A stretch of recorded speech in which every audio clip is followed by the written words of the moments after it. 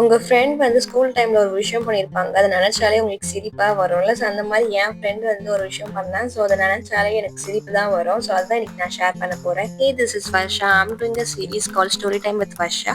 அப்ப வந்து நாங்க 12th ஸ்டாண்டர்ட் படிச்சுட்டு இருந்தோம். அப்ப வந்து தமிழ் பீரியட். ஸோ அப்ப மேம் வரல, இன்னைக்கு ஆப்சென்ட். ஸோ சப்ஸ்டிடியூஷனுக்கு வந்து ஒரு மேம் வந்திருந்தாங்க.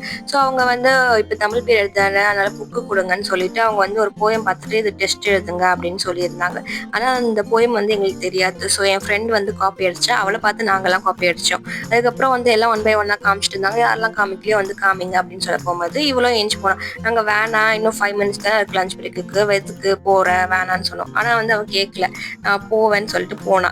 அப்புறம் வந்து எல்லாரையும் மேம் வந்து பார்த்துட்டு கரெக்ஷன் பண்ணி அனுப்பிச்சிட்டாங்க. இவள மட்டும் வந்து கரெக்ஷன் பண்ண போகும்போது நீ தானே எழுதுன ஓரலா சொல்லணும்னே செம்ம சிரிப்புங்கிறனால தாங்க முடியல. அப்படியே சிரிச்சுட்டு இருந்தோம். அப்புறம் சைலண்டா கம்முன்னு பார்த்துட்டு இருந்தோம் என்ன பண்றான்ட்டு.